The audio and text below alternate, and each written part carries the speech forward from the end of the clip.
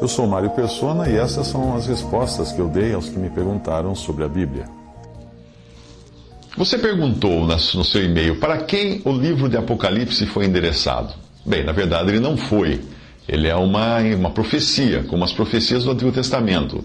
Existem nele porções que falam da igreja e por isso podem ser entendidas por aqueles que hoje formam a igreja, que são judeus e gentios convertidos.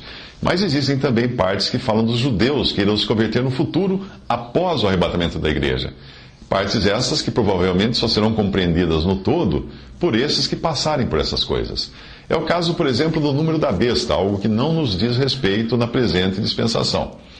Você perguntou se o Apocalipse tem instruções para diversas igrejas e conclui no capítulo 22, dizendo: Eu, Jesus, enviei o meu anjo para você testificar essas coisas nas igrejas, porque no capítulo 16, versículo 15, ele fala: Bem-aventurado aquele que vigia e guarda suas vestes.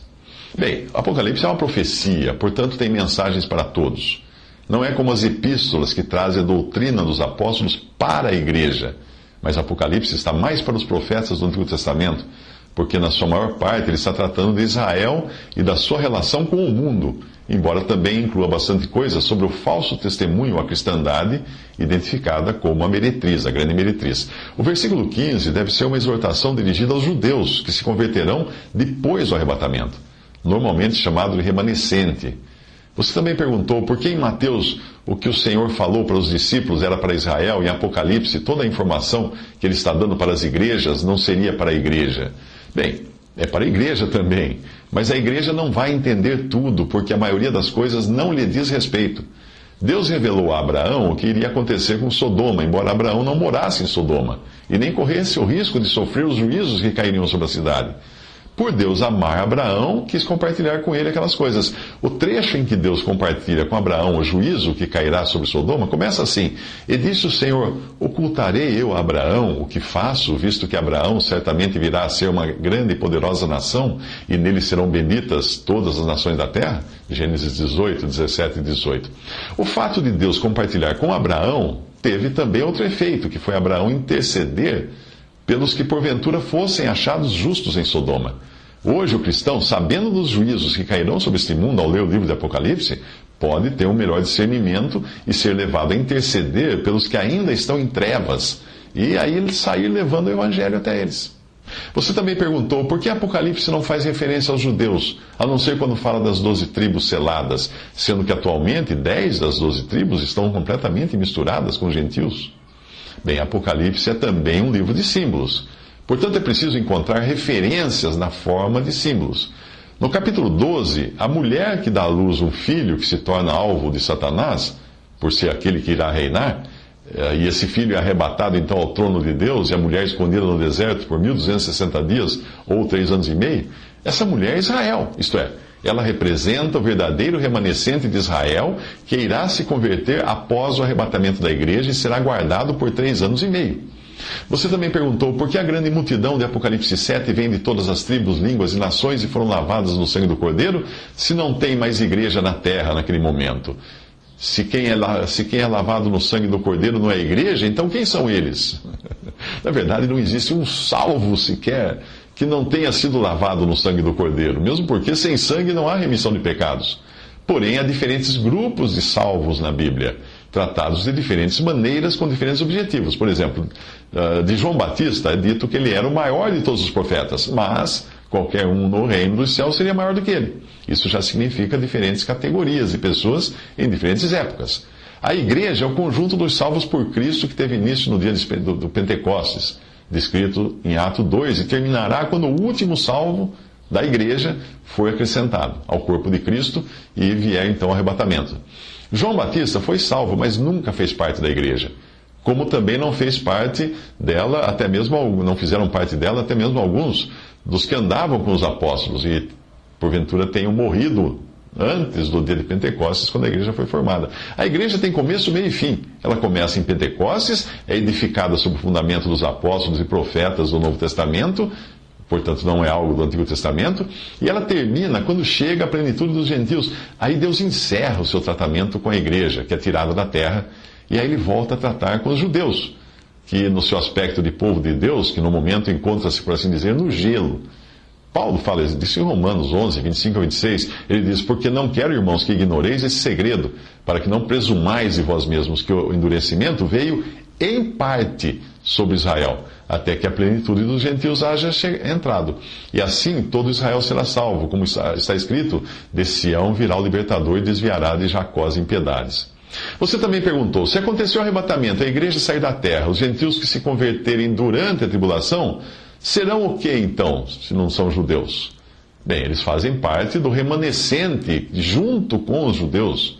Havia prosélitos no passado, que eram gentios convertidos. Ruth foi uma que ganhou um livro com o seu nome no Antigo Testamento.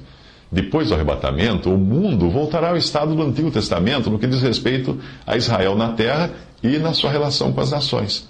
Você perguntou: a Nova Jerusalém é formada só por judeus? Não, ao contrário, a Nova Jerusalém é formada por gentios e judeus convertidos, porque ela é a igreja, a noiva de Cristo, que desce ataviada dos céus como esposa.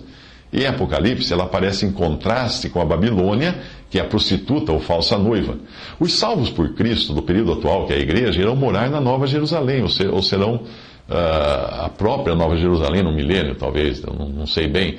Enquanto isso, existirá uma Jerusalém na terra, onde também existirá um templo, que é o que foi descrito nos profetas do Antigo Testamento, e onde você encontrará todo um ritual muito parecido com a antiguidade, isso durante o milênio. Aí você perguntou: se a igreja é um parêntese e depois Deus volta a tratar com os judeus, por que Deus já está tratando com os judeus como nação durante o período da igreja? Foi sua pergunta. Não, Deus ainda não está tratando com os judeus como nação no período da igreja. Essa é uma ideia normalmente aceita por livros e sites de profecia, mas o retorno de Israel, o retorno atual de Israel para a Terra Prometida na profecia, não é aquilo que foi prometido na profecia. Esse retorno atual, a fundação do Estado de Israel, não é isso, não é eles voltando conforme foi previsto nas profecias, não. Porque quando eles voltarem, segundo as profecias, eles voltarão quebrantados. O Israel atual será destruído antes que o verdadeiro retorno aconteça. Geralmente usam um versículo em Isaías 66:8 para justificar que a fundação do Estado de Israel em um só dia seria a concretização daquele versículo. Mas vamos ver o contexto. Isaías 66:7. Antes que estivesse de parto, ela deu à luz. Antes que lhe viessem as dores, ela deu à luz um filho. Quem jamais ouviu tal coisa? Quem viu coisas semelhantes? Poder-se-ia fazer nascer uma terra em um só dia? Nasceria uma nação de uma só vez? Mas Sião esteve de parto e já deu à luz seus filhos. O filho que nasce antes das dores de parto, ou do trabalho de parto, que pode significar sofrimento ou tribulação, é Jesus. Depois, no trabalho de parto, nasce uma nação inteira de uma só vez, os filhos de Sião. Entre uma coisa e outra já se passaram 2000 anos. O verdadeiro retorno de Israel à sua terra prometida é este, abre aspas: então aparecerá no céu o sinal do Filho do Homem, e todas as tribos da terra se lamentarão e verão o Filho do Homem vindo sobre as nuvens do céu com poder e grande glória. E ele enviará os seus anjos com rijo clamor de trombeta, os quais ajuntarão os seus escolhidos desde os quatro ventos de uma outra extremidade dos céus. Mateus 24:30. Portanto, eu não creio que o atual retorno de Israel à Terra Prometida em 1948 seja a realização da profecia de Isaías 66, mesmo porque os que voltaram continuam na incredulidade e na inimizade contra Deus e seu Cristo. Além do mais, o tempo dos gentios, que começou com o exílio na Babilônia, ainda não terminou, já que Israel continua debaixo do domínio de gentios. Mesmo nos tempos de Jesus, quando havia um rei em Israel, esse rei estava subordinado a Roma. Portanto, não era autônomo, era o tempo ainda dos gentios. Hoje, Israel continua sem o seu rei. E Israel só consegue existir na sua terra porque está à sombra dos Estados Unidos e outras nações ocidentais que lhe dão proteção. Ou seja, Israel atual é como uma criança pequena que provoca os outros meninos porque tem um irmão grande, enorme, atrás de si, pronto para castigar quem tentar bater no garotinho.